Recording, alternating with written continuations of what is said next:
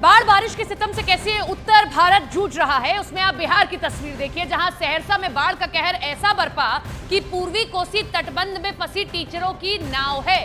2 घंटे तक उफनती नदी में ये नाव फंसी रही। मौसम खराब होने के चलते ये नाव यहां पर फंसी रही। सहरसा में 2 घंटे बाद सुरक्षित सभी टीचर्स को निकाला गया है।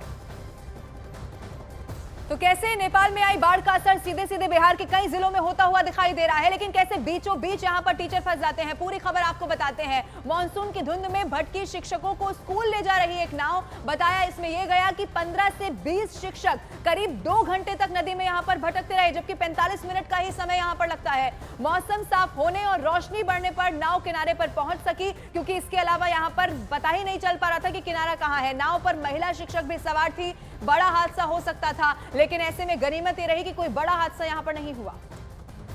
कर्तव्य पथ पर पानी आया, लेकिन बावजूद इसके टीचर नाव का सहारा लेकर पहुंचे हैं। 2 घंटे की कड़ी मशक्कत के बाद बाहर निकाला गया। रिपोर्ट देखिए।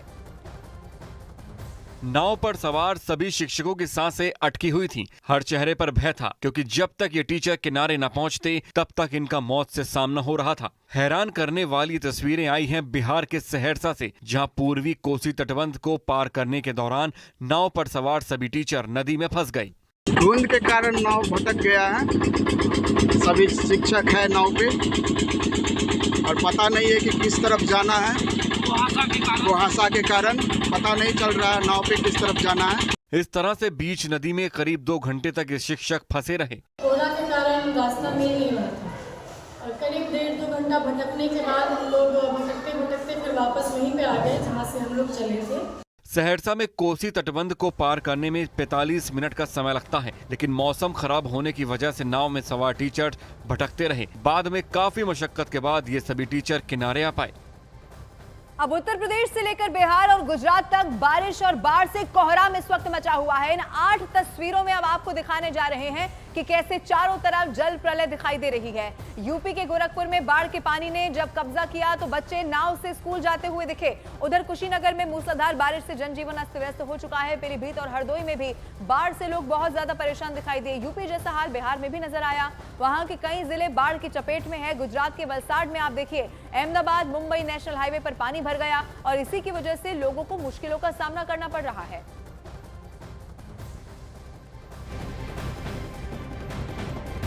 और नेपाल के भरतपुर में लैंडस्लाइड के बाद एक बड़े हादसे की खबर मिल रही है। आपको बता दें, वहां पर भी लगातार बाढ़ बारिश से हालात बहुत ज्यादा खराब होते चले जा रहे हैं। 66 यात्रियों को ले जा रही 2 बसें त्रिशूली नदी में बह गई हैं। बस हादसे में 10 से ज्यादा लोगों की मौत की खबर है। बस हादसे में मृतकों में कुछ भारतीय भी शामिल बताए जा रहे हैं। लापता लोगों की तलाश में बचाव अभियान शुरू कर दिया गया है। 4 पॉइंटर्स में हम आपको ये पूरा का पूरा हादसा समझाते हैं कि कैसे ये हादसा हुआ। जरा देखिए कि पहाड़ खिसकने की वजह से यात्रियों से भरी 2 बस जो है नदी में बह जाती है, क्योंकि मानसून है, बारिश भी है और तेज बहाव था नदी में। बस में सवार 60 से ज्यादा लोग अभी भी लापता हैं, जिनमें से कुछ भारतीय यात्री भी हैं। ये भी खबर मिली। नदी में लापता लोगों को ढूंढने के लिए बचाव अभियान अभी भी जारी है।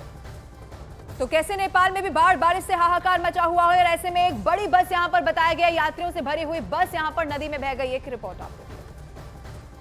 उफनती नदी में जिंदगी की तलाश की तस्वीरें आई हैं नेपाल से, जहां पहाड़ खिसकने की वजह से यात्रियों से भरी 2 बस उफनती नदी में बह गईं। इस भयानक हादसे में बस में सवार 60 से ज्यादा लोग लापता हो गए, जबकि कुछ लोगों की जान चली गई। मरने वालों में भारतीय भी शामिल हैं। इस घटना के बाद पूरे नेपाल में कोहराम मचा हुआ है। आनन फानन में नदी में लापता हुए लोगों को ढूंढने के लिए बचाव अभियान शुरू हो गया। नेपाल के मीडिया के मुताबिक ये हादसा काठमांडू से 86 किलोमीटर दूर चितवन जिले में हुआ है।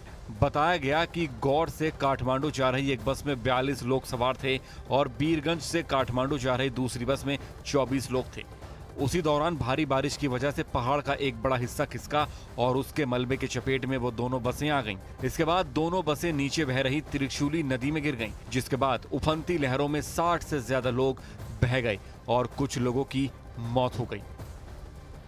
सिर्फ मैदानी इलाकों में नहीं, बाढ़ का कहर बाकी इलाकों में भी है, यानी कि पहाड़ों में भी बुरा हाल है। उत्तराखंड से लेकर हिमाचल प्रदेश तक हर जगह भारी बारिश और से हाय तौबा मची है। हम ये 6 तस्वीरें आपको दिखा रहे हैं जो पहाड़ी इलाके हैं, वहां तो मुसीबत और दोगुना बढ़ जाती है। उत्तराखंड में देखिए कितनी तेज बहाव है नदी में। जोशीमठ में देखिए कि रास्ता जाने के लिए बद्रीनाथ के लिए बंद हो गया है, ऐसा रास्ता बनाना पड़ा है। उत्तराखंड में लगातार नैनीताल में पहाड़ दरक रहे हैं, बद्रीनाथ हाईवे बंद पड़ा है। हिमाचल प्रदेश में तेज बारिश हो रही है और लाहौल स्पीति में भी देखिए कि किस तरीके से लैंडस्लाइडिंग हो रही है।